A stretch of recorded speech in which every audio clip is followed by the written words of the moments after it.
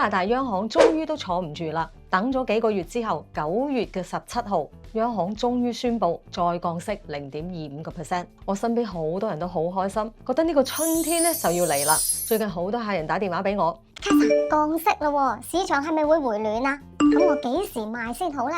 而家買樓好唔好啊？你覺得之後會跌定係會升呢？究竟呢一次嘅降息，樓價會唔會回暖呢？咁今日咧，我會同大家一齊嚟拆解，現實係咪真係咧同你想象中係一樣？降息係等於樓價回暖呢？今集咧，我首先咧就會由數據入手，帶你去睇真實嘅呢個市場同埋最近嘅呢啲實際嘅案例。跟住我會放大嘅視角，講下背後咧真正影響市場嘅呢個走勢嘅關鍵因素，可能會同你想象中嘅唔一樣。最後咧，我亦都會係分享我自己對未來呢個房地產嘅市場嘅走勢啦，同埋啲睇法，同埋俾買家同賣家一啲實戰嘅建議。呢一集嘅內容咧有啲多，如果你最近咧係有買賣房地產嘅打算，唔想盲摸摸咁樣亂出手，尤其是喺而家呢個市場行錯一步，可能差幾萬甚至係幾十萬。咁呢條片你就一定要睇到最後。Hello， 大家好，我係 Kesla， 歡迎嚟到我嘅安家頻道，又係我每個月嚟睇呢個溫哥華房地產報告嘅時候啦。如果你係第一次嚟到我呢個頻道，我簡單介紹下自己。我投資溫哥華嘅房地產20年，從事地產經紀11年。對我嚟講，地產唔止係買屋賣屋咁簡單，佢係一個安家同埋幫你佈局資產嘅過程。買樓賣樓唔應該係一個衝動嘅決定，而係要提早規劃、有策略咁樣做。因為如果你用啱咗方法，你可以通過房地產嘅買賣去幫自己整理資產、減稅同埋分散風險，慢慢咁樣做到財富增長，有穩定嘅現金流，最終實現財務自由。換句話講，地產係可以幫你安穩生活，同時係幫你賺錢嘅工具。喺過去，我已經成功幫助超過1000個家庭安家或者係投資溫哥華，見證住佢哋嘅地產生涯由上車到增值再到傳承。喺我頻道度，我會同大家分享真實嘅案例、市場嘅分析同埋我親身嘅經歷同埋經驗，希望可以幫助到你少行彎路，做出明智嘅決定。好，我哋首先咧就嚟睇下2025年9月份嘅銷售數據先。9月份咧，全大溫咧一共咧就係有呢一個17079套嘅房源啦，當中咧新上盤嘅咧就有6527套。賣咗咧就有1852套嘅，咁啊庫存量咧又多咗4675套。今次我想加多一組嘅數據嘅，咁我哋見到咧 MLS 上面嘅庫存量咧大概成日都係維持喺即係17000套啊16000幾套左右啦。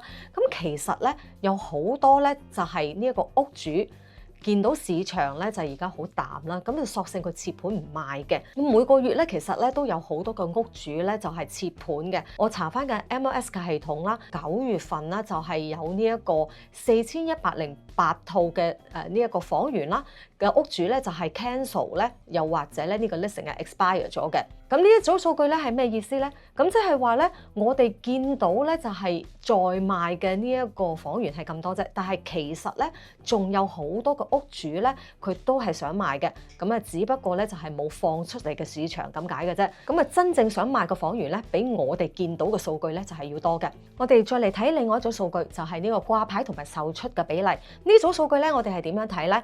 就係如果佢係呢一個12% 以下嘅話咧，就係呢個價格咧就係會有呢個下降嘅趨勢啦。咁呢個咧就係屬於買家嘅市場。咁啊，如果呢個數據咧係連續20%以上嘅話咧，咁啊代表咧呢個市場嘅價格咧就係會有上升嘅趨勢，係屬於賣家嘅市場。咁我哋嚟睇下而家係買家市場定係賣家市場啦。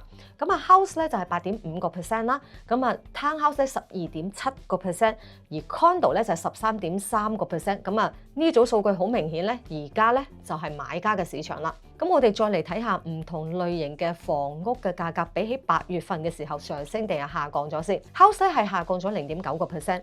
Townhouse 咧，亦都係下降咗0.9%，condo 咧就係下降咗0.8%嘅。咁呢啲房屋嘅價格咧已經連續跌咗半年㗎啦。換句話講就係話，如果你今個月唔賣，下個月咧就會更加平。咁 follow 開我 channel 嘅朋友咧，咁我之前喺 report 都有同啲賣家講過啦，走得快好世界啦。嗰陣時咧，我講嘅時候，好多人留言話我咧就唱衰嘅市場咧，製造恐慌啦，係想令到啲賣家咧賤價賣樓啦。咁你哋而家睇翻即係過去呢幾個月嘅 report。就睇下呢啲數據咧，係咪同我當時講嘅咧就係一樣啦。呢個報告咧，其實唔係想影響大家嘅情緒嘅，而係咧，我發現喺我平時接觸嘅客人個過程中咧，我發現好多人咧做決定咧，都係因為睇咗一條新聞啦，俾啲情緒啦，又或者係標題黨，或者係好單一嘅觀點嗰啲片面嘅信息誤導啦，結果咧就係因為佢嘅信息咧唔夠全面啦。做錯咗決定㗎，咁啊，所以咧，我希望咧係透過每一個月嘅 market update 啦，係可以俾大家去了解一個真實啦、全面嘅呢一個市場狀況啦。咁啊，大家可以了解呢啲信息咧，就再根據翻自己自身嘅情況去判斷，究竟咧呢個時候咧，你係咪應該買定係賣㗎？買屋賣屋咧就係人生嘅大事啦，因為咧佢牽涉嘅金額太大啦。咁啊，好多人咧行錯一步咧就會損失慘重。咁我相信咧，只有你可以掌握全面嘅資訊嘅時候，你先至係可以咧做出正確嘅決定。咁啊，講到呢度啦，咁啊好多人咧都會問我 Tessa 市場咁淡，我仲要唔要拎間屋出嚟賣好咧？而家會唔會賣唔出，仲要蝕價㗎？咁啊，其實咧真係好睇。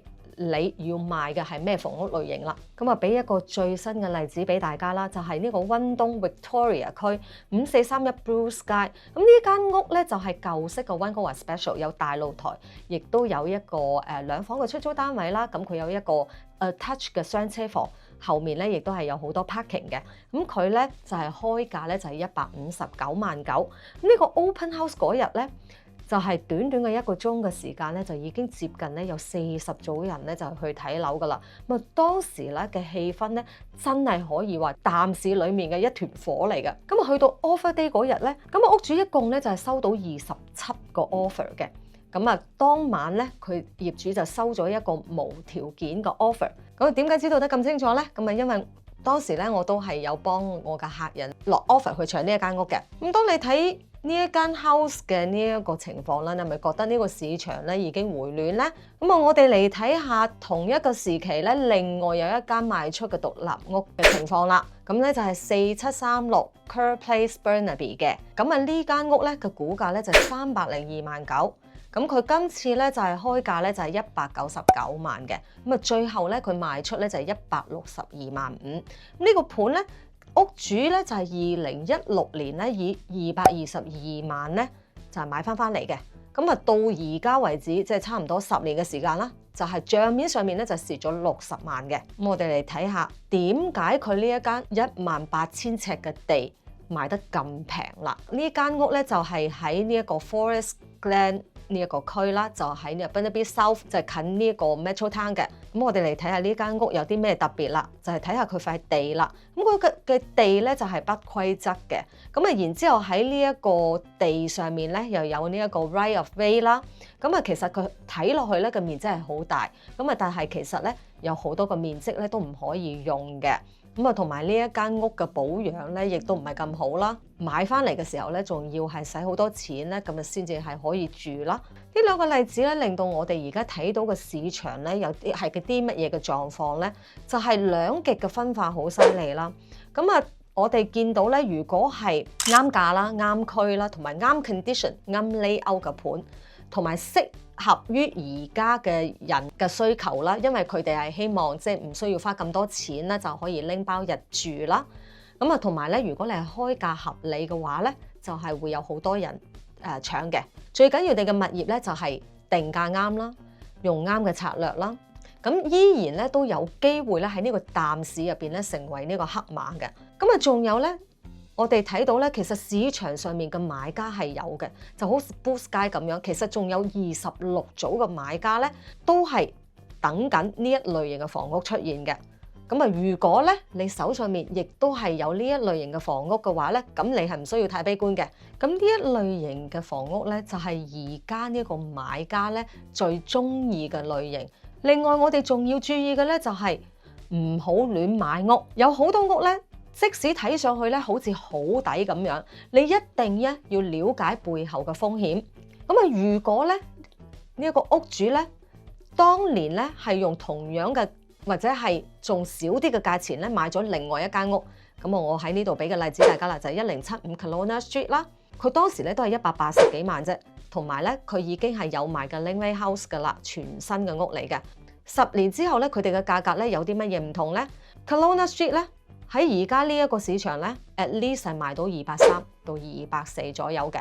咁啊，而另外一間我哋見到啦，咁佢淨係賣得到咧160幾萬啦。咁所以我經常都同大家講啦，咁有陣時咧，你即使係使同樣嘅錢咧，如果你買錯咗屋，升值個空間咧會完全唔一樣嘅。所以買乜嘢咧係好重要。咁喺呢度咧，我就唔展開嚟講話買獨立屋要注意啲咩嘢啦。咁啊，如果有需要嘅朋友咧，咁啊你可以翻睇翻我呢條片㗎。其實而家 overall 嘅市場咧都係非常之靜嘅。Blue Sky 咧就係一個特別嘅例子啦，尤其是而家個 condo 啦，依然都係重災區啦。咁我哋每個禮拜咧都有好多嘅 open house 啦，分佈喺唔同嘅城市嘅。咁有 condo 啦，有 townhouse 啦，有獨立屋啦。咁啊，最近我見到嘅一線嘅城市嘅情況咧，就係 condo 同埋 townhouse 嘅市場咧降咗息之後咧，反而咧係靜咗嘅。尤其是係降息嘅第一個禮拜啦。咁我有啲盤咧就係啱啱調咗價，係調咗差唔多10萬蚊嘅 open house 咧，竟然係出現零人流。咁啊，聽落去咧係咪覺得好似好奇怪咁樣？但係其實咧，我哋亦都係睇到一個問題咧，就係買家嘅心理啦。咁我發現咧，就係當利率咧冇減咗一排嘅時候咧，大家反而覺得，可能唔會再跌咯，都差唔多，即係利息都見底啦。剛需嘅買家咧，咁佢就會出手啦。咁佢覺得我始終都係要買嘅，咁就唔好再等啦。但係而家咧降息咗之後咧，買家反而覺得，可能唔使急住，再等下啦。佢遲啲可能再降多啲息咧。當買家有呢種心理嘅時候咧，咁佢哋就會將呢一個決定咧，就係會一拖再拖啦。所以點解我哋會見到嗰個現象咧？就係當佢降息，尤其是係降得慢嘅時候咧，每一次嘅降息咧，佢呢個市場咧反而係會更加保守嘅，因為啲人咧希望佢再降多啲，咁然之後先至係決定嘅。尤其是係而家中低價位嘅 condo 啦，市場個庫存咧又充足喎，咁啊好多嘢揀啦，咁啊好多買家咧都唔急，佢反而咧就轉咗變咗觀望啦。咁但係我發現咧，獨立屋嘅盤咧就係多人睇咗嘅，咁啊同埋咧，我同佢哋傾偈嘅時候，我發現咧買獨立屋嘅買家普遍都覺得咧有地嘅物業咧始終都係會比較保值，咁啊所以咧聽到降息之後咧，佢哋反而咧就係開始行動起嚟，就開始睇樓啦。呢個咧就係我最近觀察到嘅呢個市場嘅狀況。跟住落嚟咧，我就同大家放大嘅視角嚟睇下真正影響呢個市場走勢嘅呢啲關鍵嘅因素嘅。咁其實樓市升定係跌咧，從來咧唔會淨係靠一個因素嚟決定㗎。咁啊，利率啦、人口啦、經濟啦、就業啦、呢個政策啦，同埋全球嘅環境咧，都會影響緊，即係我哋溫哥華嘅樓市嘅。但係今日咧，我會係揀兩個最多人誤解嘅呢一個因素咧，嚟重點講嘅，就係利率同人口啦。咁點解講呢兩個咧？因為呢兩個咧，我發現係我最多嘅客人有迷思嘅兩個問題嚟㗎。咁啊，第一個就係利率嘅迷思啦。咁啊，好多人覺得一降息咧，樓價咧就係會升嘅。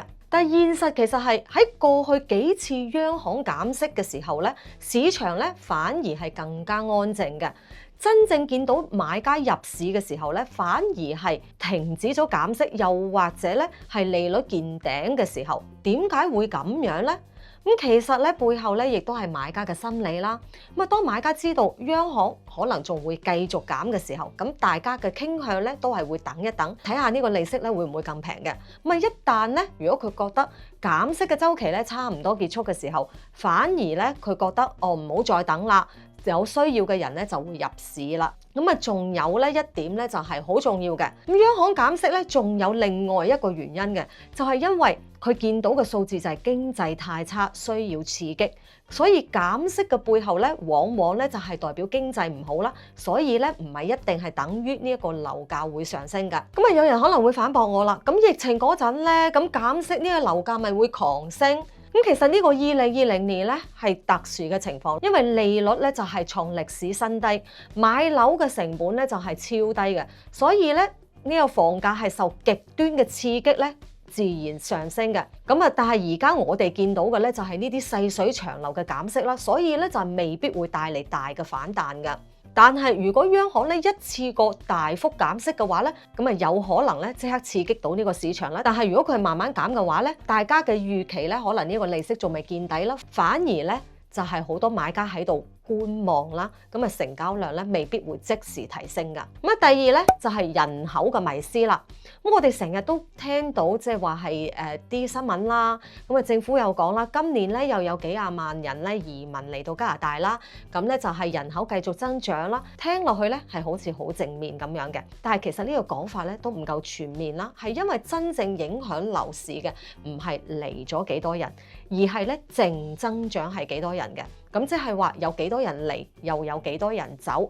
咁啊如果咧嚟咗10萬人，咁啊走咗8萬人，咁啊淨增長咧就係得2萬人嘅啫。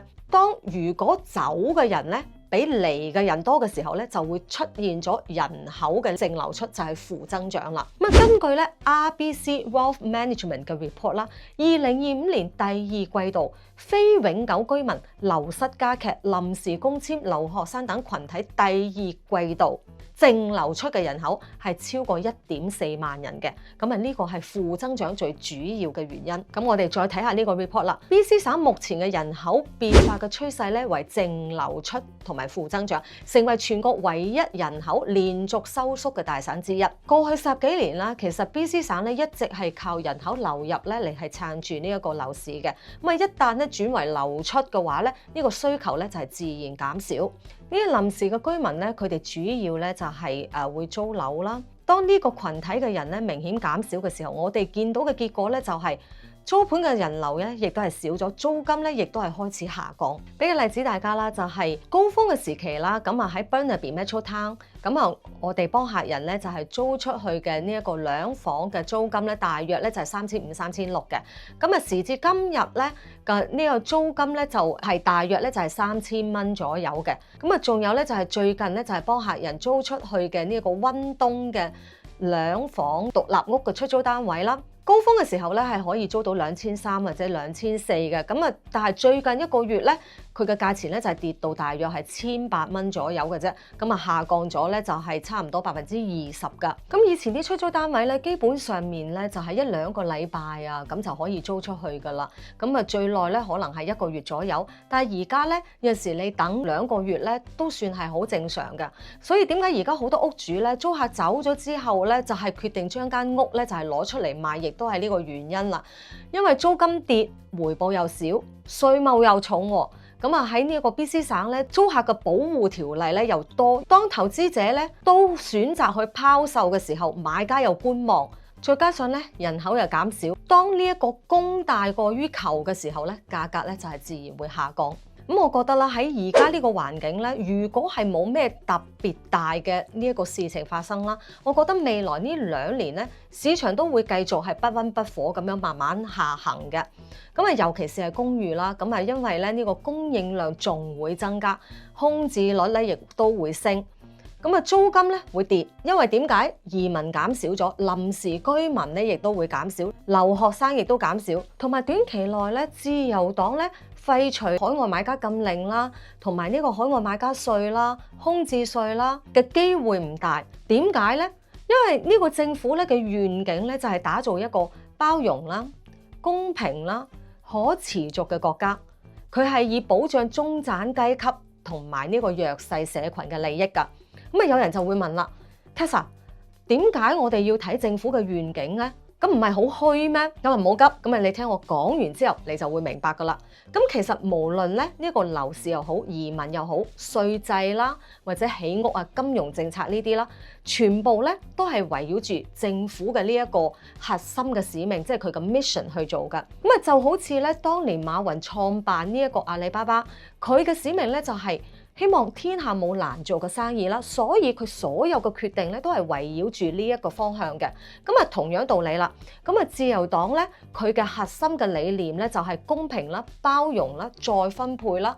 咁佢係希望呢個資源咧係向中產同埋租客咧就係去傾斜嘅。咁佢唔希望咧呢個樓市係俾炒高啦，因為佢覺得樓係俾呢一個人攞嚟住噶啦，而唔係攞嚟炒噶啦。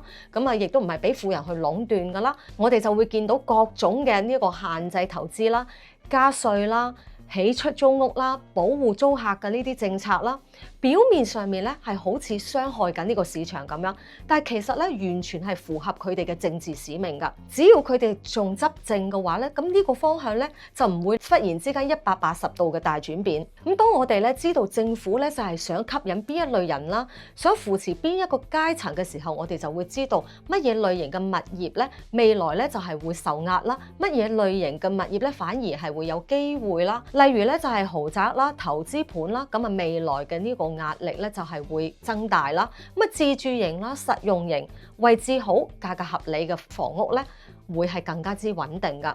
咁啊，如果你係持有呢一類型嘅房產，當你知道呢一個趨勢嘅時候咧，咁你就可以更加好咁樣提前去計劃啦。我對買家賣家有啲咩建議呢？首先咧就嚟講買家先。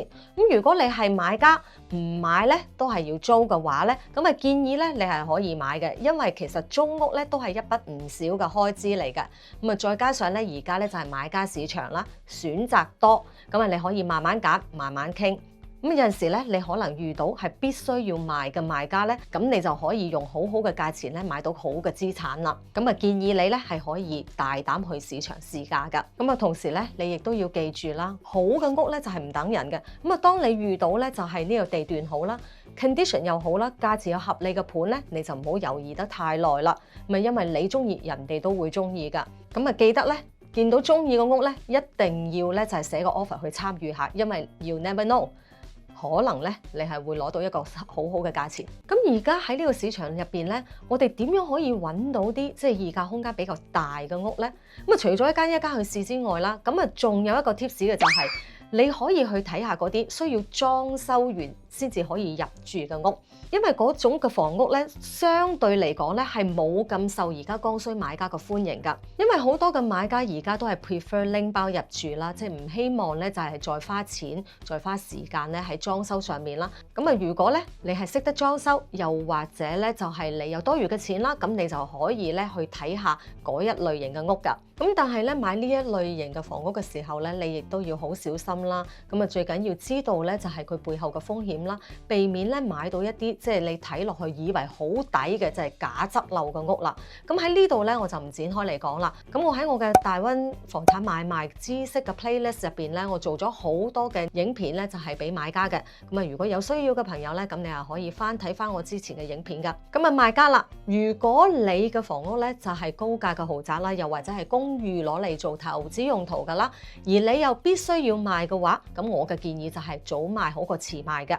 咁啊，根據蘇富比國際地產嘅呢個最新嘅報告啦，大溫哥華地區整體嘅房市咧，而家依然都係好冷淡嘅。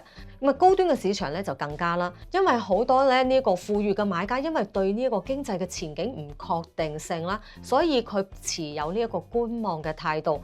報告嘅數據咧，亦都顯示蘇富比定義嘅呢個豪宅市場咧，就係成交價超過400萬嘅住宅嚟嘅。喺2025年上半年交易咧，比2024年嘅同期咧減咗51%嘅，僅僅咧就係85宗嘅交易嘅啫。咁啊，仲有未來呢2年啦，就係經濟類嘅移民咧就會繼續減少啦。根據呢個 Immigration Canada 嘅報告啦，聯邦政府嘅移民計劃明確商業類嘅移民啦。咁啊，包括即係創業移民啊、投資移民啦嘅配額咧，喺2026年同埋2027年咧都係為1000人嘅，就係比起2025年嘅呢個 quota 係2000人咧，就係減半嘅。咁啊，仲有咧就係呢個禁止海外買家嘅政策持續啦。咁啊，再加上今年咧有好多嘅樓花陸續落成，發展商手上面咧仲有好多個盤咧係未賣出去嘅。所以我喺好多期嘅報告咧，都同買家講，就係走得快好世界，蝕少咧就係當賺嘅。咁啊，再加上咧，政府而家咧就係起多咗好多嘅廉租屋啦。咁啊，根據呢個 BC Housing 嘅最新嘅報告啦，多單元嘅住宅咧總動工量，即係包含住公寓啦、合租啦、廉租啦，同埋呢一個出租嘅公寓啦，喺2025年8月咧，一共咧就係有31,404套嘅。咁啊，佔咗新屋住宅呢個註冊數量嘅58.1%，比上一年咧係增長咗55.8%。咁啊，其中咧就係 rental 嘅增幅係最大嘅。咁我哋嚟睇翻 Business Intelligence in BC 呢個報告啦。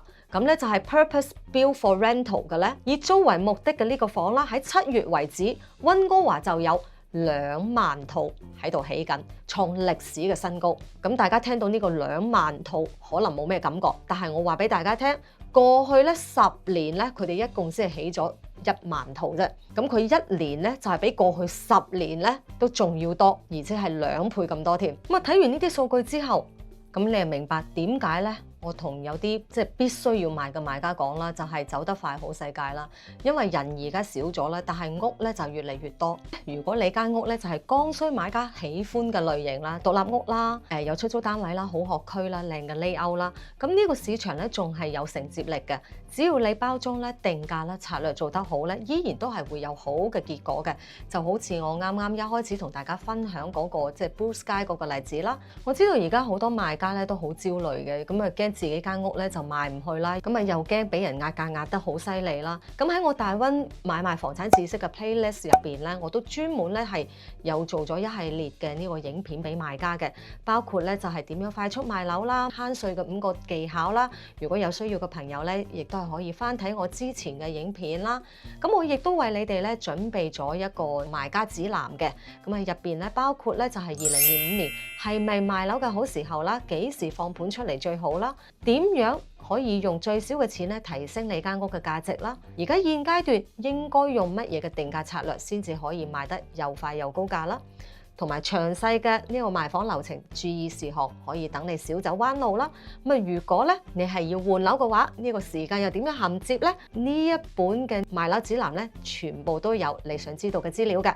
咁啊，如果你係有需要嘅朋友咧，你可以留言下方，又或者係加我微信，我會將呢一份嘅呢個賣家指南咧免費發送俾你嘅。咁啊，如果喺呢個市場想換樓嘅朋友啦，我真係集集都喺度講啦，就係先賣後買，除非咧你係有特殊情況，如果唔係咧，千祈唔好冒呢個險。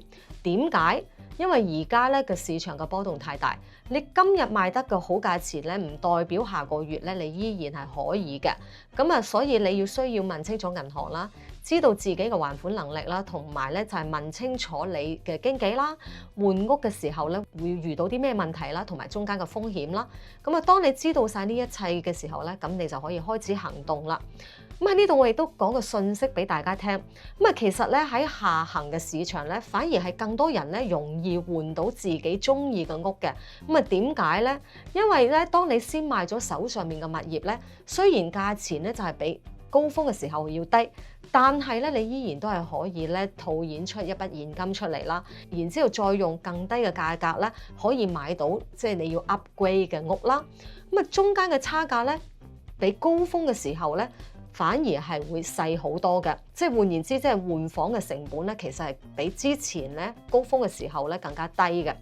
咁啊，所以如果你係有呢個打算嘅話咧，你係可以咧就係提早規劃佢。咁我覺得咧，無論買屋啊、賣屋啊，又或者你想換屋都好啦，咁啊呢個咧你都係要根據翻自己嘅實際情況咧嚟做翻即係最適合你自己嘅決定㗎。咁啊，如果你而家咧係心大心細，唔知道咧呢一個市場對你嚟講係咪一個好嘅時機，你又希望有一個中肯嘅意見，咁啊你係可以咧預約一個1對1嘅呢個30分鐘嘅免費諮詢嘅。咁啊連結咧我都係放咗喺下面㗎啦。好啦，今日嘅分享咧就到呢一度啦。咁啊希望今日嘅內容咧對大家有幫助。咁啊如果你中意我嘅視頻嘅話，記得咧 like 同埋 share 分享俾你身邊有需要嘅朋友。咁如果你係中意我嘅頻道嘅話，就記得 subscribe 同埋撳定個鐘仔，咁你就唔會錯過我之後嘅每期分享。我哋下期再見，拜拜。